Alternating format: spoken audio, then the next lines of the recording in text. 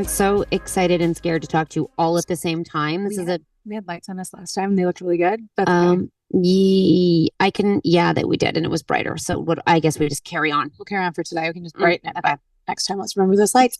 Okay. Yeah.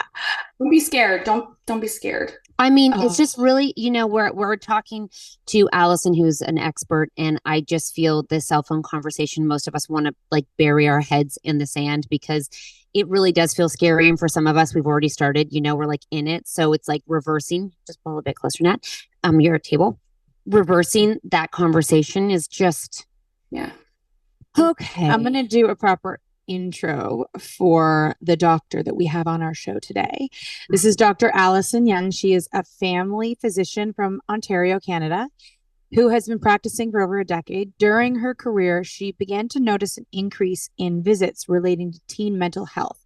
She also noticed that kids are spending more time on devices, particularly social media, YouTube, and video games. After diving into the research on this topic, she became very, very concerned with the way devices are impacting the mental health of youth. She is now working to educate parents, empower them to delay their children's access to social media and reduce harm caused by handheld device use. Oh, wow. Okay. Oh So my gosh. are you practicing now with kids like all the time? Yeah. So I have a practice of like a little over 1,200 people and a Wow. lot of like younger families. So I definitely say, I would say like at least a quarter of my visits every day are related to mental health. And then a number of those are children. Okay, so I know we have all these questions, but as a mom, I'm gonna just ask from like my mom heart for a second. And I am wondering if I is part of it that we have words for what kids are feeling now versus that what's going on in society. I'm just curious. Yeah. No. And I think there's a few things to that. Like I think it is increased recognition. We're not pushing down their feelings all the time, which I think is a good thing. So there's more diagnosis happening because we are more open to talking about it. Hmm. Um, and I do think there is some like glamorization of mental health happening on social media as well. Like I've I've often wondered because most of the kids that come in to see me, they tell me they have suicidal thoughts. Almost all of them tell me this, which, when I think back to when I was a teenager, I feel like this was just, it wasn't a thing. Um, and so I don't know how much of it, because they see so much of it pushed to them on content, if they think it's sort of normal to feel this way, or Yeah. instead of just wanting to escape their feelings, it automatically goes to thinking, I don't want to live anymore. I think there's a lot to unpack there, and I'm not honestly Yeah. totally sure, but I was also going to say, as someone who I remember when you didn't know about like LGBTQ, like when you were growing up in teen years and you were like, am I, aren't I? And if you thought it, then you were or you weren't. So I sometimes feel like because it's a conversation, I think that those thoughts might cross your mind, like, what if I did that? Because if it is a conversation, like, wait, could I do that? Would am I gonna do that? And it's You like didn't what. even know it was an option Yeah, before. and yeah, you're afraid it's going to happen to you or you're going to like catch it, So you're like, I got to go to the doctor. It's like I was afraid to get arrested when I was like 6. I was so afraid to go to jail. And it was not realistic, but in your head, because there's something that's been in there, you're like too afraid to say it out loud. And so they yeah. come to you and they're like, "Oh my God, I think am I going to do this because depression looks happy and I'm happy, but maybe I'm not, you're confused about what you actually, I'm not saying that that's the reason. I'm just wondering if that's part of it too. No, and it's funny because my colleagues and I were talking about that yesterday, and talking about how, like adolescence is a time where they're supposed to explore. Like they're supposed to be confused. They're like trying to figure out who they are and where they fit in. And, your best friend today is not your best friend tomorrow. Who you are today might not be who you are tomorrow. Like some of that's normal. And so I think the increased acceptance around it is a good thing. And, we just have to kind of meet them where they're at. But Mm-hmm, mm-hmm. yeah, it's a good point. And do you feel like the increase in smartphones and social media has, when you're talking, especially when you're talking to the kids and you're trying to diagnose where these feelings are coming from, is it really increasing their anxiety and depression? And how do you know those two are connected? Yeah. So I feel like I'll give you some examples of what I see. Good. most of the time I see social media as like this match that lights a fire. So Mm. most of the time, you have a kid that comes in who's got a risk factor of some kind. So it might be a child who has mild ADHD, but like they've been managing, they're doing okay. It might be a kid who has some social anxiety and has some difficulty making friends in the real world, or a kid who just has body image issues for whatever reason. They're kind of born that way, right? Mm-hmm. And when you take that child, I find that when you then give them social media, a lot of times what happens is it's like it starts this fire. And so all of a sudden they're sucked in and they're spending hours a day looking at this content that really knows how to find those vulnerabilities and pick on them. And so all of a sudden you've got the ADHD child who is doing okay, but now he loves the dopamine that he's getting on these short reels, and now he can't focus in school at all. And now he needs medication. Or the child with the low confidence who gets into video games or whatever it may be, gets sucked into that world, maybe finds some friends online, but is then using that technology for so many hours a day that you can't pull them out of the house to go meet people in real life. I see that a lot. Really? Or the kid with body image issues who, the algorithm picks up on that's an issue and starts feeding them eating disorder content. And now all of a sudden they're admitted with an eating disorder. So it's not always that the social media is like the cause. I have seen that, but the more likely thing is that it's just exacerbating everything that's already going on.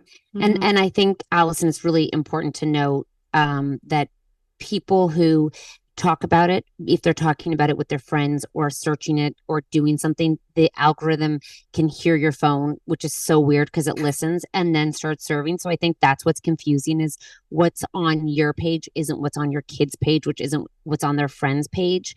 Yes. So when you are talking about it, or if they're talking about it or looking at it on another device, it will sync up to their phone. And then even if they're talking about it at school, all of a sudden it will start to come into their algorithm. So it's like they don't even know there's another world out there. I'm just trying to educate the parents who are like, well, my kid doesn't do that, but you don't know what they're doing because the algorithm is that smart that it will lead them to what you're saying is they're one vulnerable I can't talk vulnerable search that will take them down the rabbit hole, and they might identify with it and be like, oh, this is what I have, and then they diagnose themselves online. Yeah, right. And they don't even know that like their friend's algorithm is different. They think that like we're all looking at the same thing, but literally it knows what you're thinking, it knows what's on your mind, and then it serves you more of that.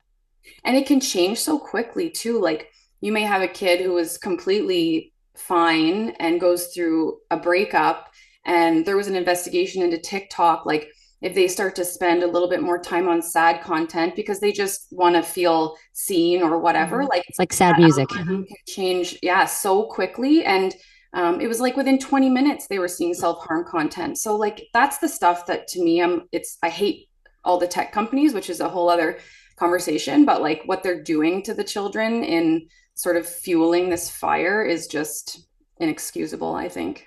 It's hard because this is what's hard for parents, I think. And we have 15-year-olds, 16-year-olds, and during COVID, they got in trouble if they weren't on their devices. And the only way they could connect was on their devices. And, FaceTiming and communicating on Snapchat was how they got connection. And then here we are. And it's sort of like we don't acknowledge that as for us parents who are, 5 or 6 years into this, it feels like we're doomed because our kids are now here. And I think a lot of parents feel a lot of responsibility, and they're like, delete everything, get rid of your phone, take your phone away. And we just spent 3 years, especially in Ontario, telling them, get on your devices.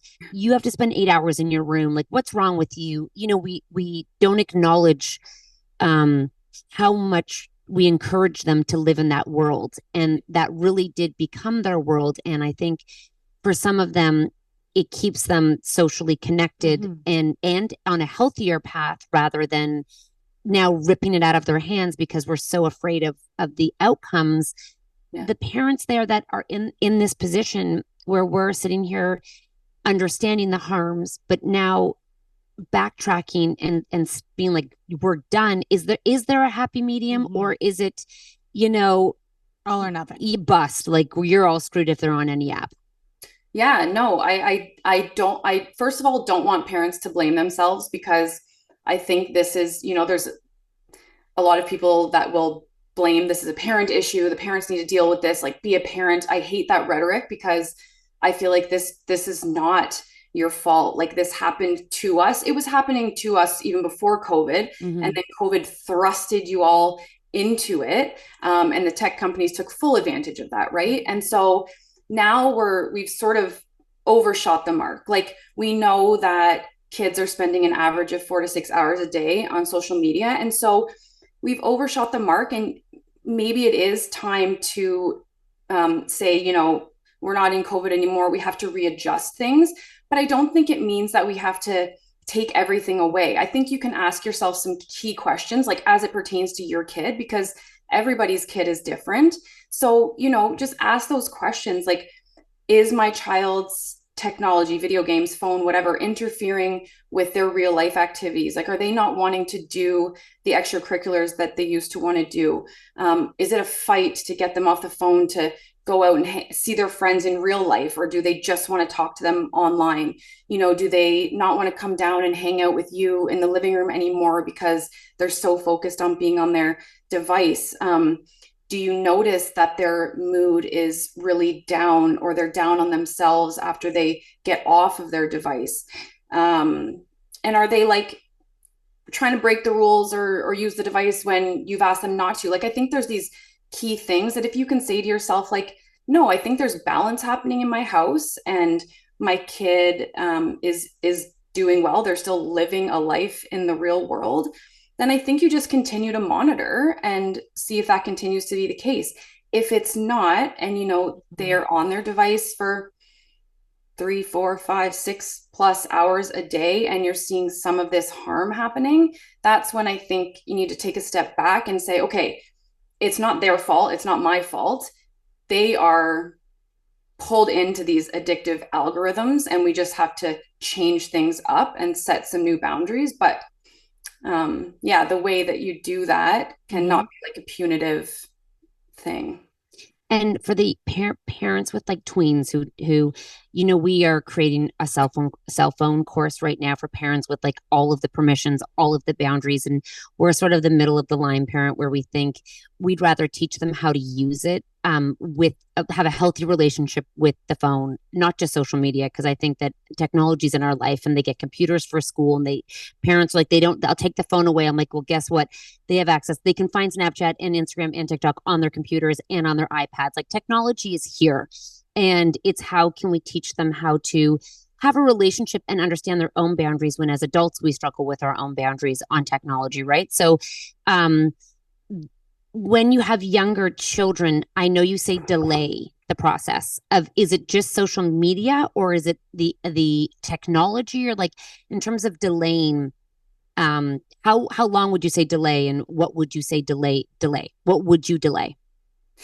So again, I think it's child based, and it depends on the temperament of your child.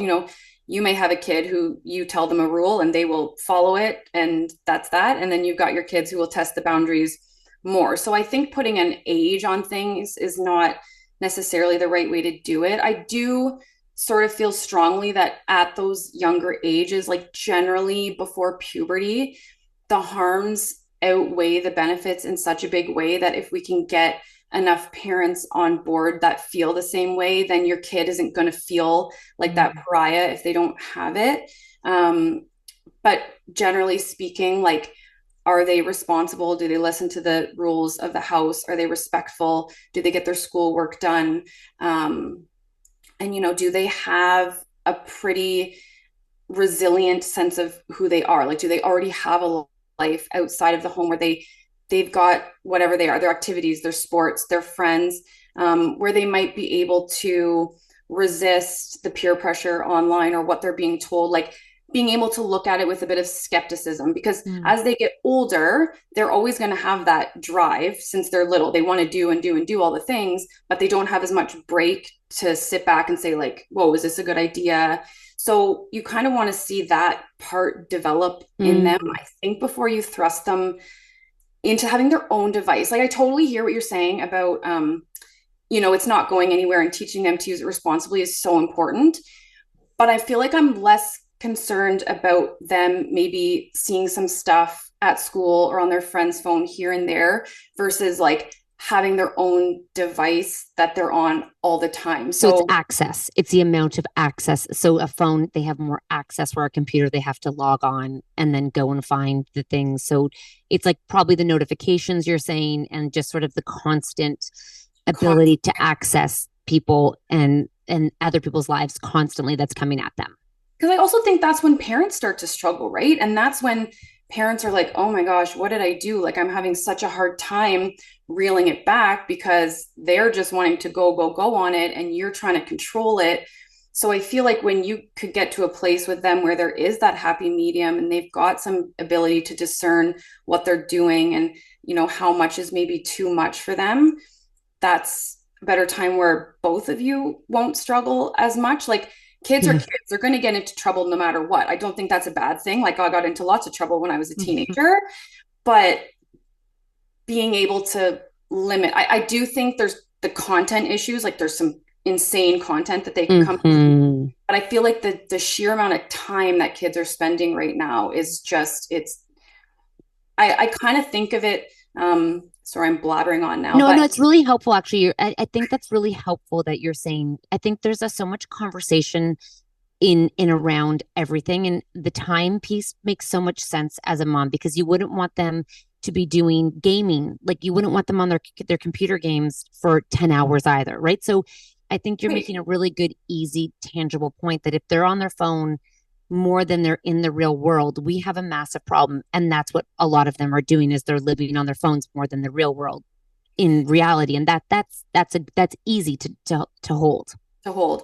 I think an easy way for parents to think about it, I explain it like, if you think about your kids' life as a garden, and so all these pillars of development, healthy development that we know are important, are the flowers in a garden. So you've got your sleep, you've got your, time with friends, time with family, time outdoors, your confidence. So that's your garden. And if you think about social media as a weed in the garden, and so if you as the parent are putting, boundaries around their use, you're keeping that use low, the weeds can exist in a garden and the garden can still thrive and be beautiful. And even sometimes Mm-hmm. the weeds can be, some weeds are pretty, right? Like, there's some positive things out there, but if they're just given unlimited access, those weeds will take over so quickly and Right. then replace all the good. And that's when we see the kids get into trouble with their mental.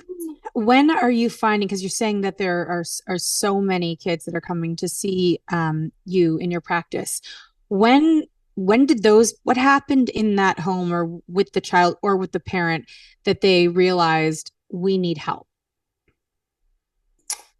So it depends, because sometimes it's the kid that brings themselves in, like they've recognized that they want help. Sometimes it's the parent.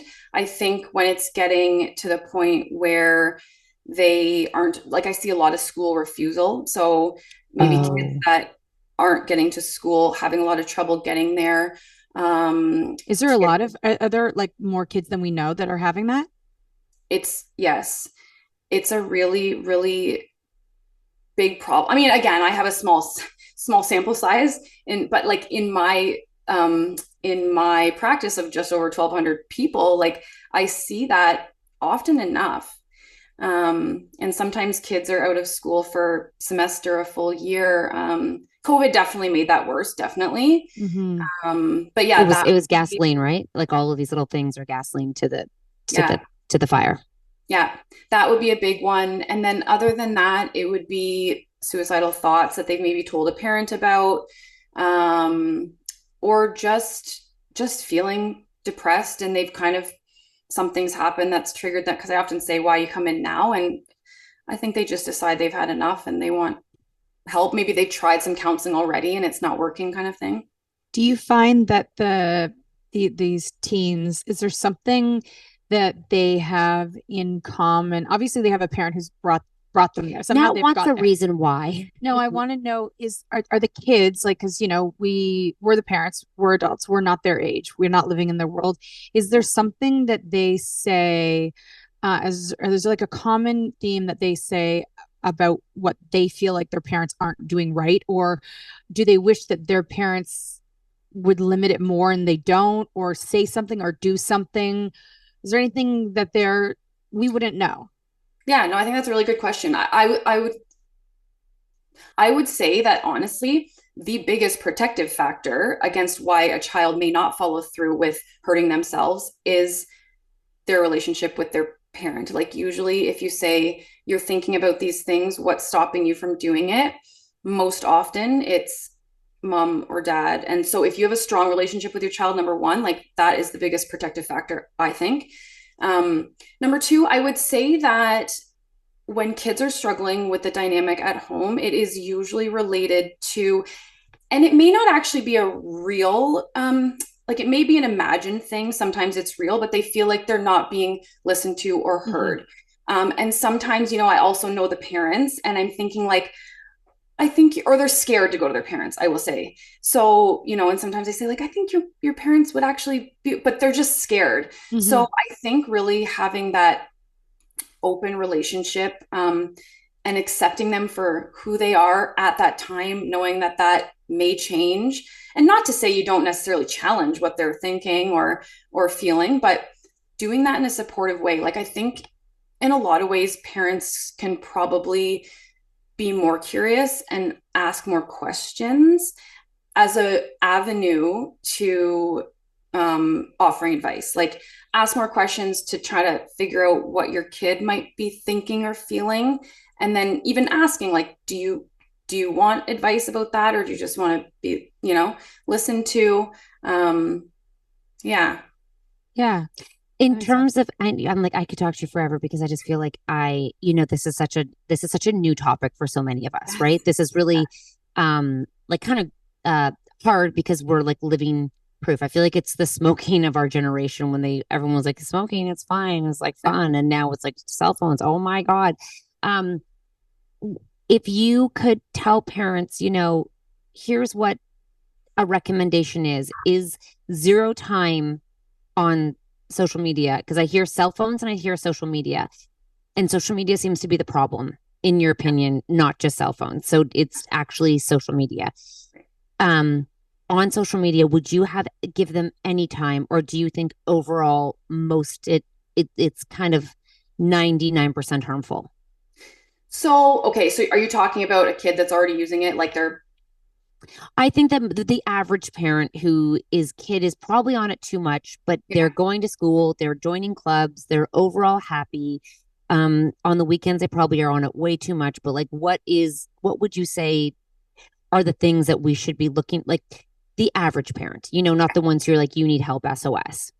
Yeah. And again, like I hate to put a timestamp on it just because it's going to vary from child to child, but I think there are some studies that will show that about 2 hours or less, social media can be a good supplement to real world connections, keeping in touch with your friends, just as we do. Like, I text my friends a lot throughout the day, like group right? chats, yeah. Yeah.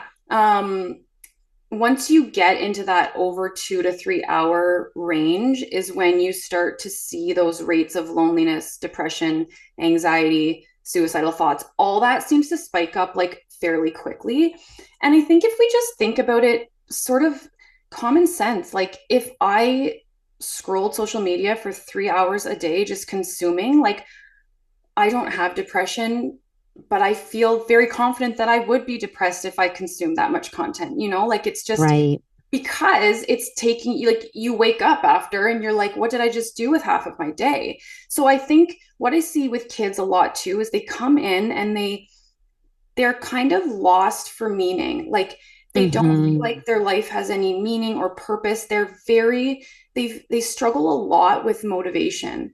And I think that that does have to do with the time spent on these apps where it's hard, everything's instant gratification. Like, how do you feel motivated to do anything else when this is just here waiting for you? So, Yeah. to answer your question, yeah, I feel like as a sort of number, 2 or less hours is safer. But again, you have to ask yourself those questions because um, a kid could be harmed at less or more, just depending on the temperament or. I think it's helpful just to have guidance because we have teenagers and 100% their communications on Snapchat. Like 100%, it's where they're all connecting, and it's not so much a social media app as it is a communication app. Like they're not going to scroll on social media on Snapchat, and I think our thing is like know your why, like understand your child, like understand why your children are using what, and then work from there. Because if you're just going to go and pull their communication when that's how they connect, then you're just isolating them, and then they're going to be depressed for another reason because they can't connect with their friends or whatever. You really have to, if they're on it, we have to work together with them to put in healthy limits and understand how they're feeling. But in terms of I also just want to point out that social media is not the only reason some children might feel anxiety and depression. And if Yes, their child is having that, they should still go talk to their doctor, not just take away social media and assume it's going to get better or whatever, or, ADHD, like medication is sometimes helpful for some kids. And sometimes we can do healthier things to help them with the situation. Yeah, fair? For sure, for sure. I think absolutely some kids, even after you pull back on the screens, they're still struggling, and that intervention is necessary. One thing I want to say, which I think is really important that you say, is I feel like a lot of parents still have no idea what their kids are doing online. Yeah. So I think it's good that you know, and I think that's a tip for parents. Like, as you would sit down and watch a movie with your kid, like sit down and look at their For You page, like look at what they're doing, and then again ask questions, because I think you can be really reassured sometimes or not, depending on what the content is, because that's the stuff that they're consuming. So kind of show me what you're looking at. Like, let's look at it together. I think that's a really great idea to give you an idea. Yeah. And I think also explaining to them, like I would say some of them really don't understand that they're being served it because that's what they're watching. They just think it's random. And then, like you said, it's really easy to change that algorithm and start searching for things. Like if somehow you've fallen into this hole, what do you like? If you're going to be on it and you're going to spend some time on it, what do you like? Search up those things because that's what you want to consume. And I was just thinking when we were saying, like, if you're scrolling for 3 hours a day and then you come off and you don't feel good about yourself and you have no purpose, we were saying that they're still like building their confidence and their identity. And it's really hard to find your own identity when you're just watching everybody else's identity all the time. You get off and you're like, well, it seems like they know themselves and they're doing this. Who am I? I haven't even spent any time thinking about who I am. And that's such a vulnerable time for them to be figuring out who they are, but they're too busy looking at who they want to be next. Yeah. And that's another reason to limit their time in a sense, because kids need to feel boredom. Like, how do you explore and think about who you are in this world and who you want to be if you're being told who to be and all of that stuff? Sorry, I didn't answer your question, Nat, about do kids want parents to place boundaries on them? I feel like no, they don't. Yes, they do. But yes, they do. Like, I don't think they'll ever say that, but I truly think that they do. I truly think they do. And they want you to be an excuse. Like my daughter will be like, block everything right now because I don't want to get into this. Like put the FaceTime block on. She's 15 and she's like, no, I say, okay, no problem. So I think sometimes they are like, my phone was on D&D. I didn't know, right? So sometimes they do want it, and the younger kids might not know how to ask for that. So I think that it's a lot of pressure to feel like you have to be on your phone 24/7. And to that point, I feel like parents run into troubles with like, well, how do I physically get them off? Like they don't listen to me if I say put the phone down. Like, I truly think you've got to physically remove the phone. And that might be just something that you decided in your family that, between the hours of whatever and whatever, we're all going to put our phone in this box. Like, You can buy lock boxes even. And I truly feel like the anxiety that goes down when you don't have access to your phone and you don't have to think about, should I pick it up? Can I pick it up? Because I can't pick it up, is like liberating for adults and kids. So taking the phone is a really good measure, and they'll understand after a while. They'll appreciate it. You're remarkable. You're amazing. I really appreciate as a parent what you're doing. And, you know, education's sometimes scary, but I think that it's also something we all need to hear. Where can everyone find you? And, you know, I know you talk a lot about Ontario because we have the new law and where they can't bring their phones in. Where are you though? Kitchener. Oh, okay. But you're online too. Yeah. And that's how I found you. Yeah. Yeah. I was like, oh my gosh.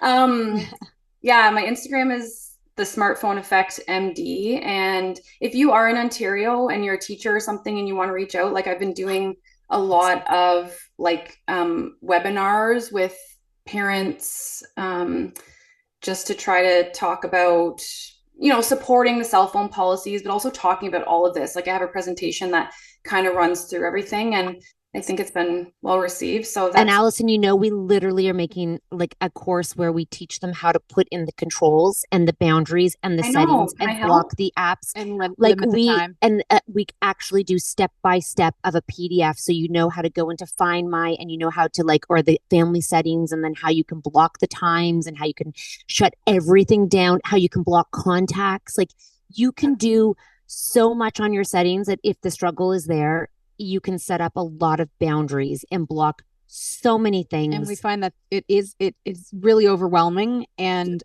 for parents. So we're creating something to make it, because for us we need just simple step by step. Go here, do this, block this, that, and then and even within each app, you can definitely go and like set a whole bunch of boundaries and like wellness time. So I think that, you know, the conversation of it can be like an empowering relationship where you work together with your team to find out how and why you're doing what you're doing, not just a power trip to grab their phone and turn everything off. Because if you've given it to them, there's nothing worse than fighting with them the entire day over what they're doing. So it's so much better to have a relationship and build something together so you can understand and they can understand why you're doing this for them, because most kids respond really great to the why. Like they'll be receptive of your why, not just because I said so. 100%. And I have one more question for the people who aren't in Ontario, but I don't know what all your situations are. We have a new law where phones aren't allowed in the classroom. I'm curious, Alison, have you heard how it's going? Yeah, I feel like it's going really well. And I'm like, I think we all know it's sort of the honeymoon period right now.